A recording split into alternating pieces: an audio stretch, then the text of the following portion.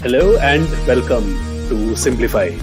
This somber tone is because we have a serious topic today to discuss. Is that not right, lads? You can Sure. you can speak now. You can speak now. Oh. Sure. Okay. Listen. The last 2 to 3 years, we have seen both the good and bad of globalization. Right? We responded great to the pandemic, but at the other hand, the globalization gave us the pandemic itself. The war in Ukraine affected everything, but at the same time, there was also positives that aid, etc., came very quickly, especially online and all that.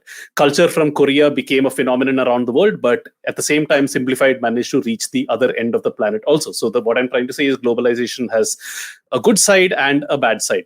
There's a lot being written about globalization these days, from obituaries to op-eds saying that we're just getting started. So to make sense of all of this for you, dear listener, we have gathered our esteemed panel of 3 people whose idea of economics is using both Ola and Uber to see which one gives the cheapest fare to the IBM studio in Car West, Mumbai. That's right. Our panel today consists of one fellow whose idea of globalization is to make sure his fantasy cricket team has representation from at least 5 countries. Say hello, Tony. Hi, Jack. Another fellow who is not interested in any kind of trade unless it involves stocks. Say hello, Srikeit bhai. Namaskar. Srikeit bhai. And one fellow who's so steeped in economics that despite being an MBA, allegedly cannot still read a P&L sheet. That is me. So why have we gathered this esteemed panel here? Yes, this very same panel who landed up at Davos, Switzerland, looking for a good fight, only to be told that it was the World Trade Organization and not the World Trade Organization. Oh, wow. And we were further berated. And we were further berated that it was the WEF and not the WTO that held its annual summit at said Swiss Hill Station. The reason why we have this panel today is because collectively, one, we know which locales to spell globalization with a Z and which to spell them with a S. 2, we are all fans of Sapiens, which we can all ultimately drive back any conversation to. And 3, most importantly, we know which Friedman is an economist and which one is still alive. That is all I've written for this episode. Discuss globalization, good or bad. I think we should close the episode here. Close the episode. Yeah, might as well. Stay safe, stay globalized, stay simplified. Okay, go ahead. No, but okay. So I mean, there've been a lot. Like for some reason, This is like a MBA GD now. Globalization. MBA GD. Boon or bane. Boon or bane. Globalization, boon or bane. Yeah. Boon or bane. Boon or bane. Really, I just wish there was a superhero called Boon so they could fight with Bane. There will be David Boone taking on. David Boone. Excellent. Not excellent. Ex-Aussie. Ex-Aussie cricketer, not excellent. Anyway, so it's not like I sought out this topic specifically. Like I am as much a fan of globalization as the next person, I guess, but I wouldn't go around wearing a T-shirt of it. But I've been seeing a lot of articles over the last 2 years, especially. Like, is this the death of globalization? And now with all the war and stuff that's happening and China-US trade war and all that. So I just thought, hey, okay, let's bring up this topic to the most esteemed panel that I could manage to get with my resources for all of the reasons that I have mentioned above. And just ask you guys what you think. So first. No, go on. You want to open something? Go on. No, not really. So in preparation for this episode, what I did was I read 2 white papers, promptly closed them after I couldn't get past the intro. And I read this fairly nice series of articles by this author called Richard Baldwin. He wrote a book called The Great Convergence in 2016. And it's a series of articles for a website called Vox EU. I think it's the content part of some European think tank called CEPR. And it's called A Long View of Globalization in short. And there are 5 parts to it. But honestly, each of those parts are so small that together it just makes up one interesting long read. And what he does is, and this is why I said sapiens, because this is a very sapiens way of thinking. When he says, okay, let's talk about the history of globalization, he goes all the way back to when our ancestors got out of Africa and things like that. And we'll go through those in a bit. And that's really where the idea for this came up. And then apart from that, so a couple of other things and all that. But I guess this word has been thrown around a lot over the last few years, even going before the pandemic. I think it really started with Srikeit and my favorite drinking game, which is what did Brexit cause today? I think till 2015 the world was a fairly sane place. Sure, like a few crops of idiocy here and there, including the 2015 World Cup final, which we shall not talk about. But from 2016 onwards, things just the world just seemed slightly different. It seems like like when like it almost seemed Simblified. like. Yeah, that was Greek economic crisis that gave birth to that. Please, Simplified was a result of the Greek economic crisis. It's almost like somebody just added a filter to the entire world and it became slightly bleaker. And that's what it's been for the last 7 years. And starting from Brexit and Trump and all that followed after that, it almost seems like there's this scepter of, self-reliance, but at the same time, nationalism that's come in, and that's threatened to increase the chance that globalization is dead and all that. So let's start with that. What do you guys think? But my question is, has only like the narrative changed, or is there a decrease in like global trade or something? Yeah, that's the thing. There actually isn't. Yeah. If you look at numbers, and all that, it actually isn't. In fact, more trade is happening than ever before. And you will find, the thing is, we are talking about something that's so vast, which has so many variables and all that. You can cherry pick numbers to show either narrative. So you can take some numbers and say, oh, look, trade is actually decreasing. But the flip side to that is like one of the classic stats is China is not exporting as much. A good reason for that is because China's middle class is so prosperous right now that they are consuming a lot of the products that they actually make. So China's actually creating more, but it's also ending up consuming more. So that could be one reason. Another reason could be that like a car is now made in multiple places instead of just one place, and that affects how trade is calculated and things like that. So there are so many variables to this, so many moving parts, so many different numbers, Excel sheets and all that. So you can really make the numbers talk any way you want.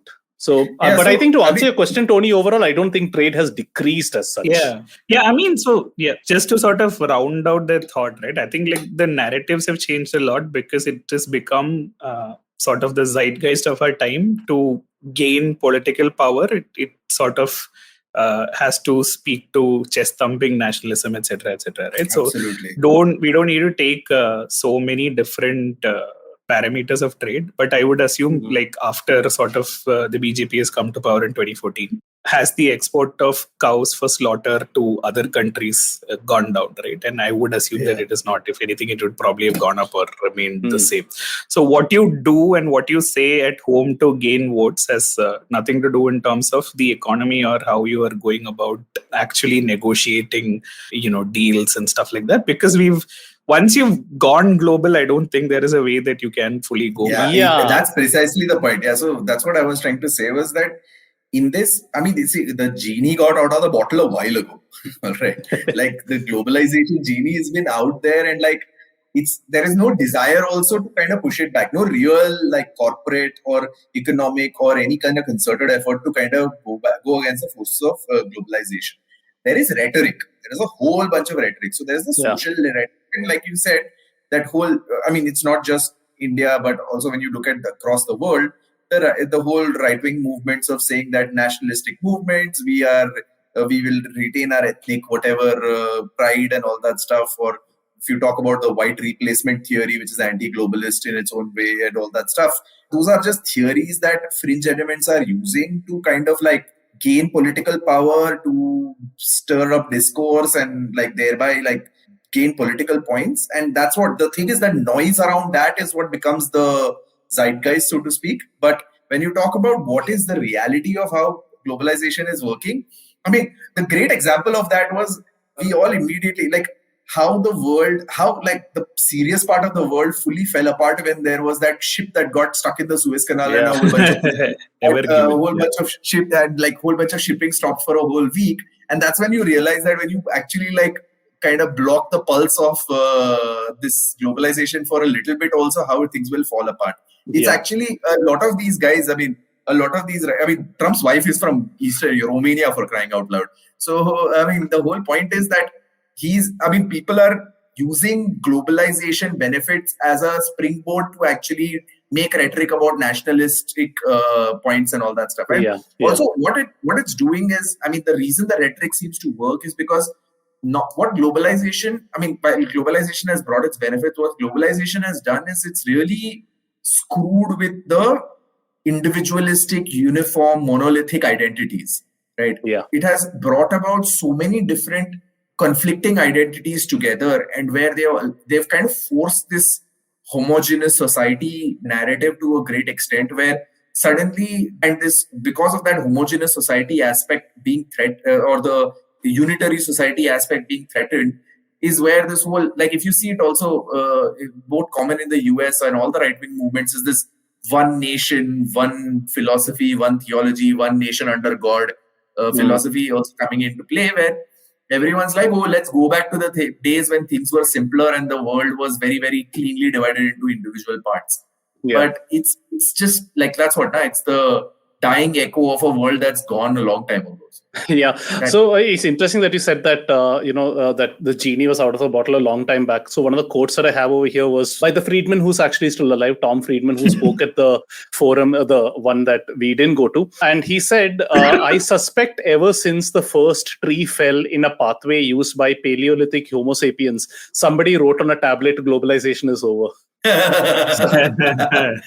the point he was making was, see, people have been saying that this thing like globalization is dead for a very, very long time. They said it in 2008. They said it after the 9/11 attacks. They said it during the dot-com crash. They said, like, every era has, every major event has seen something. This time is going to be like no different. The genie is out of the bottle. And I said somewhere, and I saw somewhere else also, this is an article, this is from an article I read on a site called the Center for Global Development, or rather the site of the think tank, I guess.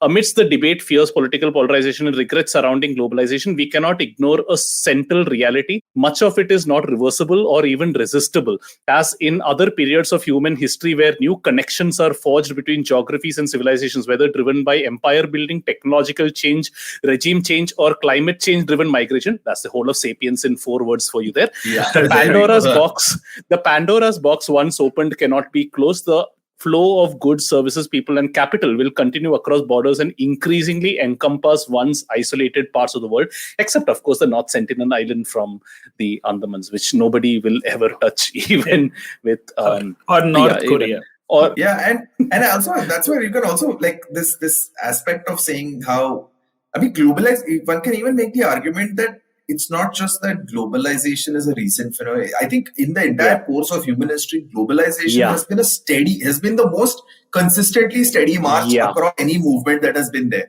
Like, since, like, when I guess the Homo sapiens migrated from Indonesia and went and killed all the fauna in Australia, that from there onward, humans have only continued to spread and migrate and interact and move to different areas constantly. And that's always been growing, and it continues to grow even till now. The only thing is that at a certain point of time, so this is where also the other aspect is, the other anti-globalization movement is like that whole "Make America Great Again." And so I think there was a brilliant, I think there's a brilliant video on YouTube, which is where there's this guy called Jordan Klepper. And Jordan Klepper is actually, like, he's there with the Daily Show with Trevor Noah. He's one of the correspondents on that show, and he actually goes to, his thing is, he goes to MAGA rallies and asks Trump fans, like, questions and stuff. And he's like, okay, so when you say "Make America Great Again," what is that time that we are going back to? When was it great? Right. And so he's actually trying to say, he's like, no, we want to go back to 1776. Okay, when slavery was legal. Then he's like, no, we want to go back to, like, the 1950s. Oh, when there was, like, segregation and, like, still the civil rights movement wasn't established and all that stuff. So when was America great, per se? And there is no real singular definition of when America was great, because every point of time that globalization has constantly kept feeding into and growing consistently. Now we have come to a point where we feel, we are at peak globalization. But honestly, we still live, I mean, effectively, most people still live in a country where the races that have lived in that country are still the majority races of that country for a long time. So we still haven't really reached the peak globalization where actually, like, there have been real population displacement from one place to another because of migration, Yeah. or that people have migrated, or a majority of the population has moved from one place to the other, or the other aspect of developing cultural practices in a new land, or carrying over cultural practice from an old land to a new land in any significant way, that has also still not taken place. So in fact, the peak of globalization is still really still yet to come. Yeah, I will concur with that. I would say that much like Elon Musk's assholery, you think that the peak has been reached with globalization, but it could very well be yet to come. I think this might be a nice time to actually just summarize that series of articles that I told you about, right? And I'll link it out. It's fascinating reading, actually. And he's actually written it quite entertainingly. So first, he starts off with humanizing the globe. This which is basically Friedman, is it? No, this is not Friedman. This is by an author called Richard Baldwin, who's a professor of international economics in some institute in Geneva, who wrote this. So he's written a book called The Great Convergence, where basically he summarizes globalization. And this is a summary of that summarization. So it's obviously leaves out a fair bit. Which we are simplifying. Yeah, which we are further simplifying. Which we will have to further simplify in our show notes. So we talk about globalization. So anyway, part one was humanizing the globe, where people went out of Africa. They were forced out of Africa because of climate change at that point of time. So basically what they did is they took their food, they went to places where food was, right? Because agriculture wasn't a thing yet. So they basically, consumption and production were bundled, but it had to happen sort of together. And then in phase two, which happened from 10,000 BC to 1820. So it's a fairly wide span that he's talking about. This really is when agriculture started being a thing, and civilizations were set up in places which were next to rivers. Riparian, a throwback to a small joke that we made in our last episode. Iran, Iraq, Turkey, Egypt, China, India/Pakistan, and Greece/Italy were the civilizations around which, the ancient great civilizations around which agriculture was, I would say, kind of perfected or became a thing. And along with that came everything else that Harari talks about in Sapiens, right? Culture, fictions, and all those things. And what's fascinating is many of these things evolved sort of like independently of each other. And yet each of these civilizations had their own thing, sort of like cementing the fact that humans are wired for fiction or wired for being in social groups and things like that. But that's another episode, I guess. Then comes 1820 to 1990. This is a fascinating phase. This is really where local economies get globalized. So here we are talking about the steam revolution, industrial revolution, and all that. So basically, this became TLDR at this point of time because of advances in technology, especially transport. It became economical for people to consume things that were made in far off areas. Till the agricultural revolution, you needed to stay close to where stuff was made. But the unbundling, if I may, could really came in this phase when things could be manufactured on the other end of the country or even the planet, and it could be shipped easily to you. And there were lots of things that made this possible, right? From the steam engine all the way to things like unheralded things like the shipping container. Just a reference back to the Suez Canal again. There's this insane stat that I read somewhere, but I don't remember exactly what it was, that when standardized shipping containers were introduced, that was the biggest boost to global trade and consumption since any invention before it, because it became so much easier for people, for manufacturers or shippers to pack stuff, ship stuff. All that became insanely cheap, and they could pack huge amounts of these standardized ships, containers onto ships, and ships just getting bigger, all that sort of thing.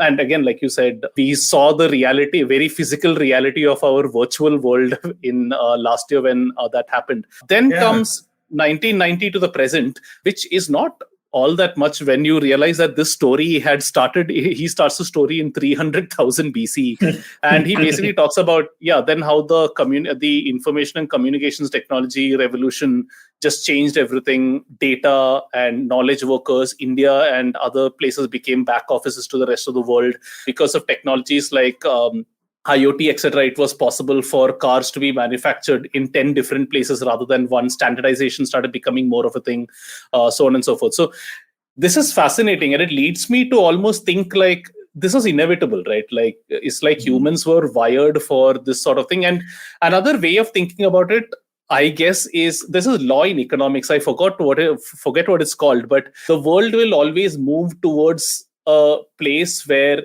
each country manufactures or does what it's best at. I forget exactly what this law is called, but it's there. It's fuzzily there in my head. So basically, for me, this entire thing is like we are moving towards a state of optimization, if that kind of makes sense, right? Politicians will come in and try to put in hyper nationalistic narratives, but they can't stop globalization from happening, because that's how the human race is progressing. We are inevitably moving towards globalization. Yeah, and also, I mean, if you look at it this way, where look at all the major, like for example, I remember this. I don't remember the exact details of it, but the construction of the Suez Canal when it was happening back then, right?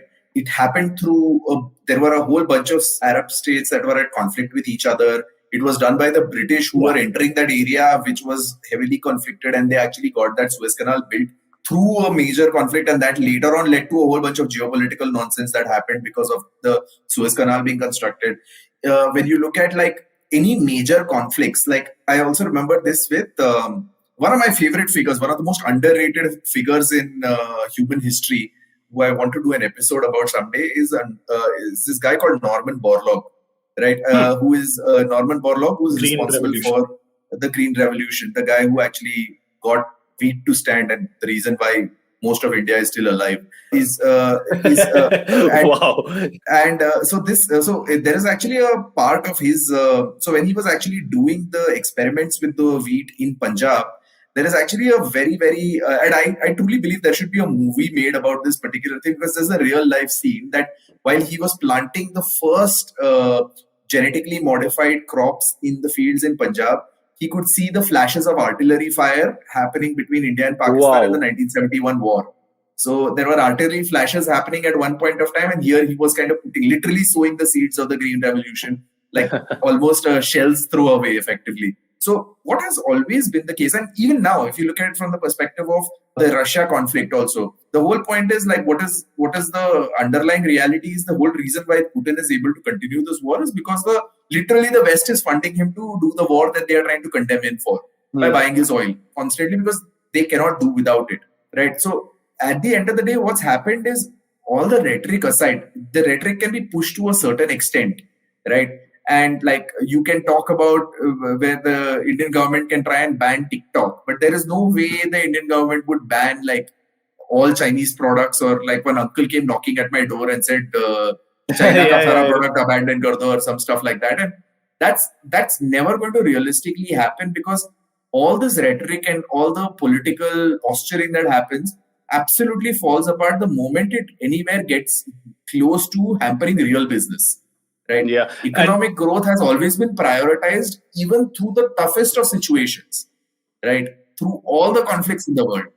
Yeah, and there are two sort of different parts to this, right? And I think those two parts may have moved away in terms of optics, but fundamentally they're still together, which is that to gain power, you need a lot of money, right? The only reason a party can keep winning elections is by people funding them.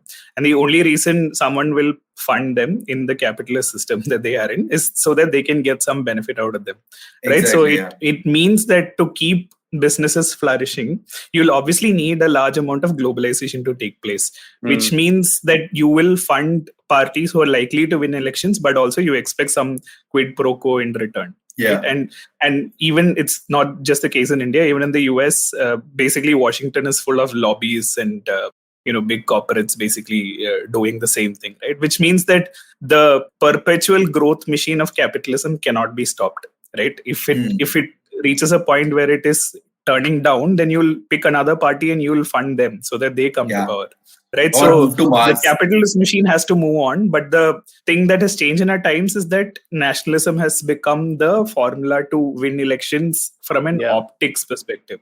But I think the moment that this sort of downturn happens and globalization stops, and you are seeing economic effects for even the largest capitalists, then there will be a blowback, right? And it'll correct itself. Yeah, I mean, this is not necessarily the case earlier. Yeah, I mean, arguably, Brexit was a great showcase of exactly that. Like, for all of Trump's rhetoric, I'm pretty sure the US traded more with China and all that. So, very clear. And there were reports that his own office staff were trying to sabotage whatever he was trying to send across in terms of memos and all that, right? On the other hand, Britain. Go on. Sorry, sir. Finish. No, the point I was making was, see, on the other hand, Britain very visibly divorced itself from the EU. And we saw how difficult it was for them to, I mean, now they have to send trade delegations to every country and start negotiations all over again. I might be oversimplifying things and I might have lost out some things factually, but that to me is an example of, hey, if you're actually going to make a clean break from the existing system, it's actually a lot of work to get things back on track. Basically, aligning reality to rhetoric is a lot harder than it looks, is basically what I want to say. Yeah. So, and also, I mean, combining, and again, at the risk of going off on my own tangent here, but I was always very struck by the classic Matrix line that was there, which is human beings are parasites. Basically, we are parasites on this planet who are efficient, very, very efficient parasites who do that. The only evolution on that is that we are parasites who posture being symbiotes, right?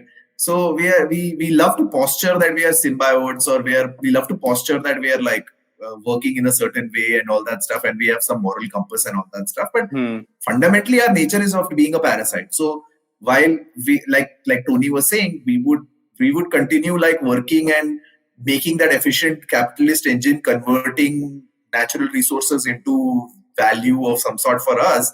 And as and when we start running out of those resources, we migrate to different resources. And when all the resources and the environment become shit for us to sustain, that's when we look to Elon Musk to fly us to Mars. So we can spread to another ecosystem and become a parasite there. So it's interesting that you brought that up, because it's something I wanted to raise later, but might as well do it right now. You know, when globalization first became a thing, arguably when Christopher Columbus set sail, and I'm sure there were a lot of skeptics why do you want to go to another land? Who knows what's over there? You know, who knows what kind of diseases are? Do we even need to do that when there are so many problems back home and all those kind of things? In many ways, those are the same kind of arguments, fears, at the same time optimism, etc., that we have when it comes to space travel. So for all you know, the next stage of globalization, I mean, whatever you want to take it from their globe to whatever, universalization, solarization. Yeah, I mean, it's almost like this is just a precursor for what is to come. Exactly. And then you're talking about not just different cultures, but different species altogether, and different forms of evolution. And also, that's the other aspect of and again, referencing Homo Deus, which is all about now we are also on the cusp of being in a place where we can improve ourselves as organisms, right? We can literally change our own biology so that we can be better, more better organisms, so to speak. But again, what it always tends to be is how can we be more efficient consumers? Right? Yeah. How do we become more efficient consumers? How do we become more attractive products that can consume different resources in a better way, right? And also more efficient in trying to further our own cause of survival, right? And in which case, that is where now using the resources over there, and that's what, right? The moment we are able to, already we see that to some extent with the black market organ trade and all that stuff. But I was watching this. It's a fairly old movie called Out of Time. I think Out of Time Out of Time or something. I forget what the exact name is. It's based on it's actually a pretty okay movie, but the concept's quite interesting. Which was all time about currency, how, right?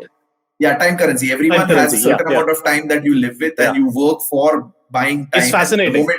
And the moment you run out of time, you die, right? So you have to keep getting time all the time.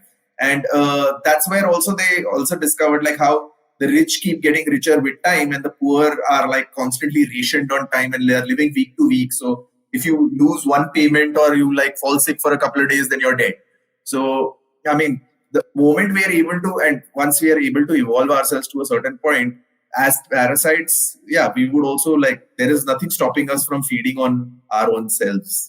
Wow, that's profoundly put. And let's take. It's getting very dark right now. Yeah, no, it's getting very dark. So So I think we should take a bit of a break, I feel. And speaking of time, just like Time said in December 2020, I'll be back in a bit with something that involves a matrix. All right, welcome back to Simblified, where we are discussing the future of globalization. It's been left to our hands. The best brains at WTO and WEF still haven't figured out the difference between those two. An official mail from... Did a Nigerian prince give you this assignment?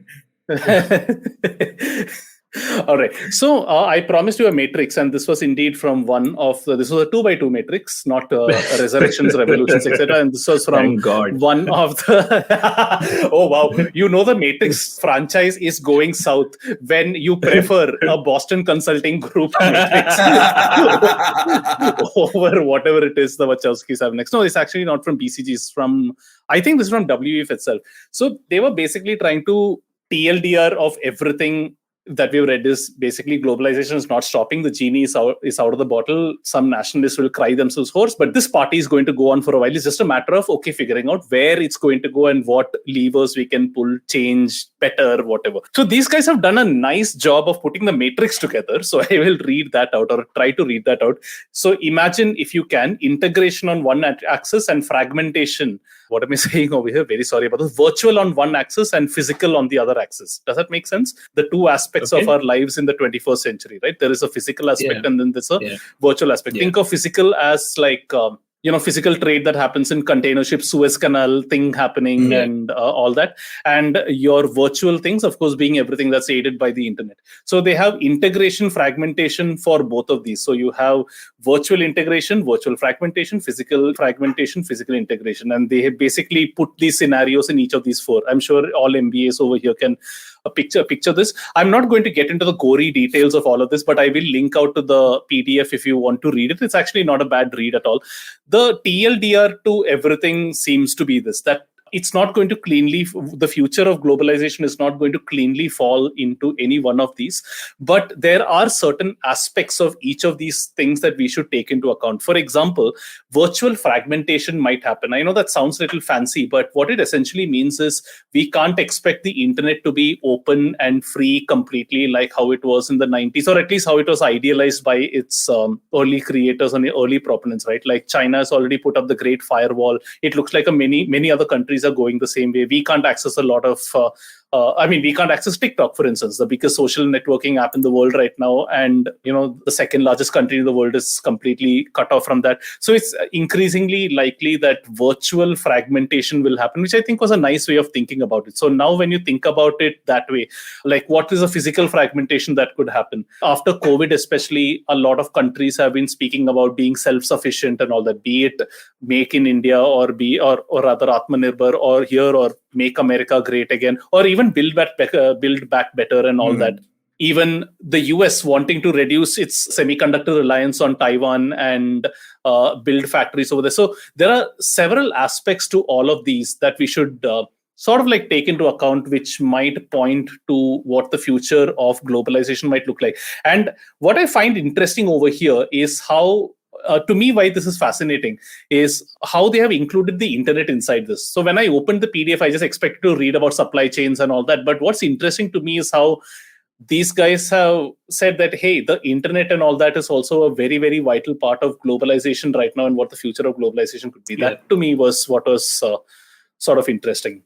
Sorry, I don't have any questions to ask you. No, so basically a few sort of add-ons, right? Basically the culture, as it were, and how it spread in the past versus in the internet age is very, very different, right? So you have access to all of the sort of all content from around the world / culture from around the world.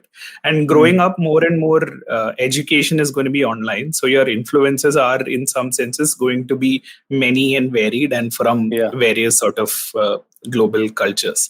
Right? The second sort of thing is that while sort of trade policy and probably like foreign policy and interaction, etc., is going to be determined by the government, the economic engine is going to be determined by private parties, right? So if basically Facebook needs to be profitable, they will need sort of population from India to be on Facebook, and therefore how they sort of deal with the Indian sort of governmental thing may be different, but at all points in time, they will make sure that they are present as a entity in India purely out of wanting to sort of grow their economic things. Right? And similarly, companies in India will make sure that the rules and laws are such that they can propagate their sort of growth, right? And therefore, the real sort of difference, as I see it, is that while globalization will continue on the economic lines, we're born and grew up in the late 80s and early 90s, right? So at least I, till 2015 or so, never imagined that life could get worse than what it is. Right? It is. We grew up in a very optimistic time, saying life is always going to get better. In the last 7 years, I've realized that that is not necessarily true. That your own government can shoot yourself in the foot, and wow, that's a great line, by the way. Yeah? Your own government can shoot yourself in the foot. Brilliant line. Of course, we are talking about North Korea. And there are several examples, right? For instance, Iran was on the path of sort of westernization, globalization, etc. And some random event happened, and look where they are now. I mean, not making a moral judgment, but by all accounts, I know which Iran I would have wanted to live in, right? And that is probably going to happen a lot more across different countries, sort of harkening back to some ancient culture, time, etc. But the opposing force is way too strong for globalization, etc. to be stopped, right? And the cultural force therein is going to push it in one particular direction. Because at the end of the day, your government cannot create jobs for everyone, right? It has to be the sort of ambit of the private enterprise. And the only way that is possible is that if you have arbitrage on something globally, right? For India, it is human resource saying we can do it cheaper than someone else at a better sort of price. Therefore, automatically the demand will come towards India, right? That's why the efficient algorithm of economics will win out. Wow, that was more poetic than the WF article for sure. And the other aspect that comes out really is that it's also, there's two aspects to it, right? When you look at it from the perspective of how the country is doing and what are the things that are holding back the country and stuff like that. There is what increased globalization has done is meant the absolute death knell to patriotism to some extent, right? This whole aspect of, okay, this is my country and I am very patriotic about it and all that stuff. While obviously there are still a vast majority of people who are still identify themselves as patriotic. The ones that have embraced the globalized ideology, there are some fundamental truths that actually come out as very evident. I really wonder. There's some things that I really wonder about how they are not gaining more mainstream credence in some way. This aspect of which America also has, this entire concept of American exceptionalism, right? They have a concept called American exceptionalism, which is that we are an exceptional race of people, we are an exceptional group of people, and we work in a certain way and all that stuff. And there is even some crazy stat that the US has fewer percentage of population with passports than some probably many third world countries, right? It's most true, people never even travel outside the US. Yeah, because the thing is, there was I think the only country in the most recent country in modern times that actually could claim that exceptionalism was America, right? Where it was actually claimed that, say, up to the 70s, including up to the 90s, there was a thing that America was the center of the universe in some way. But right now what they're living with is a hangover of that American exceptionalism. But this exceptionalism angle is also true of many other countries. There's an Indian exceptionalism, there's a Chinese exceptionalism of every sort. What really seems to not gain credence yet is the fact that all this exceptionalism aside, the real power is when all of these different, when you actually mix these different kinds of exceptionalism in a common environment. So when you talk about hybrid babies, when you talk about immigrants actually going to a new country and bringing their culture there and mixing it and thereby coming up with something that's much more powerful and resilient, right? And also having parallels with nature, crossbreeding has always been encouraged by nature and has always proved out to be much more resilient in the form of genetics. It's part of evolutionary biology in some way, right? So that aspect of, and that is actually the fundamental, if you look at it, it's not nationalism or the lack of it that is the enemy of this anti-globalization movement. It's actually the active mixing or the open and free mixing between people that is the enemy. Because the thing is, the moment when you mix something out there and when you mix with another thing out there, you seize, you literally lose people from that identity automatically. Like someone's lost their identity right there. The greatest example of this would be Parsis, for example, right? Parsis in India. I remember seeing a very big ad about Parsis, actually encouraging, they provide a lot of social support and a lot of money support. And there was a series of ads also about how you need to marry and have kids and have Parsi kids and all that stuff.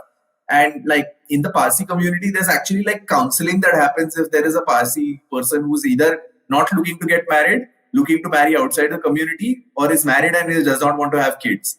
There's active counseling in that entire community, because the whole point is without procreation, that society is anyway shrinking and dying out. So they need it desperately, right? And that is the fundamental core of nationalism, if you look at it that way, and which actually shows how this whole, so what you can call it is almost like a dying death clasp, effectively, right? Of sticking to when a time was when races and countries were able to stay apart.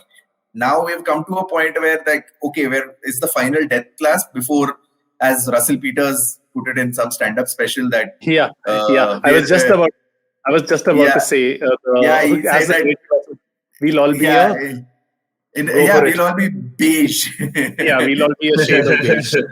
The shade of beige. And also he said he apparently was walking somewhere and there was a white woman who recoiled from him. And he kind of contextualized this with the stat that's saying everyone would be brown by 2050. And he was in his mind, he was you can run now. Eventually, we are going to hump you. In not such colorful language, or in some sense colorful language. But yeah, you're right. I think, Tony, one of the points that you mentioned, I thought that was pretty nice, which is cultures traveling, right? And I think that amount of soft power which America has got because of its exported culture has given it so much weight, which I'm sure Hollywood producers wouldn't have thought that, this is eventually what's going to happen. And makes me think whether that's something that might happen to other countries today. I imagine all this stuff that's happening with the Korean culture spreading across the world, which has only happened in the last few years, whether it will have a big impact, outsized impact a few years down the line. Or Malayalam movies on OTT. Or Malayalam movies on OTT, sure. But actually, when I think about Korean culture, I think there's a great parallel also that you can see, not just with Korean culture is, it's going through its peak in some way where it's one of the dominant cultures of South Asia. But actually one culture, you can see how these things happen in waves, because there is also a very good example of a formerly dominant culture that's kind of living still in its glory days to some extent. And I'm talking about actually Japan.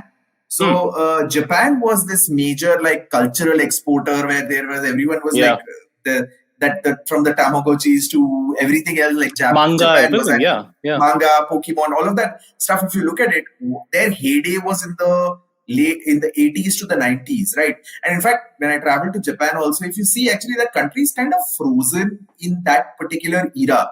So their biggest things are you still have vending machines everywhere, you can get stuff, and it's it still feels very, very caught in the 90s, and that was when our heyday was, and we've kind of still stuck over there. And I think even in Japan right now, they still call it, since the turn of the millennium, these are called the lost decades in Japan, because culturally they didn't really have as much growth and they lost prominence in the world from a cultural point of view, where someone like South Korea stepped in to fill the vacuum. And I think these things happen in waves. The cultural dominance is not even when you see the biggest cultural dominance the world has seen was the US, right?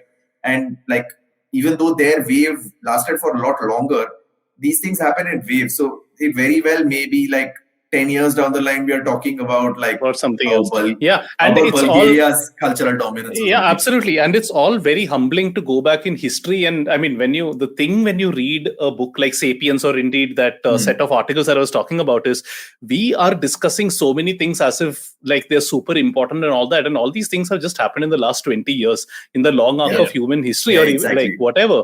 It is but a blip. It is. It's a pale No, blue but dot the argument. sort of Yeah, there we go. the difference is that I would say that like too much has changed too quickly in these years, especially like with regard to climate change, etc., or the realization. But at the end of the day, like culture is going to be trumped by economics, right? If you just look at cricket, for instance, England and Australia were supposed to be like, or England at least was supposed to be like the center, patriarch of cricket. Now no one gives a damn, right? Like IPL can literally call the shots and BCCI can do whatever it wants, purely because we are the largest market and economically it makes sense. And if you want to sort of have other cricket, you have to bow down to the whims and fancies of BCCI, purely because we are very rich. It's as simple as that. So cultural sort of power is soft, but economics power is too hard for anyone to be. Yeah, and I think that's a nice way to actually wrap up this entire thing. We've spoken a fair bit, but yeah, you're right. It all comes back to economics, and whatever replaces economics, right? I don't know whether there'll be a higher power, because any other solution like anarchy or whatever it is, at the end of the day, people have to eat, live, whatever there are desires to be fulfilled. I currently, for all its faults, there is no better system than economics / capitalism, whatever you want to call it, to fulfill that for the majority of people. I think, I'm a fan of entropy. I always think the world moves towards a state of some kind of stability, and there are these political narratives and all that try to pull things in various directions. But at the end of the day, people are going to resist and move to, just keep going with, whatever status quo. Or does that make sense? I'm not quite sure if that did, but never mind. We will leave our listeners to decipher that. I think that's the theme of this episode anyway, just like rambles. I think we should, we have somehow magically crossed 50 minutes for this episode as well. So I think we should end this. Any of you want to take a stab at ending this? Please don't say stay globalized. I think it has to be something. Stay safe, stay borderless, stay simplified, guys. Bye-bye. Yeah, but except if you go to an actual border, please take your passport with you. Don't blame us. Bye. Mutual fund interesses are subject to market.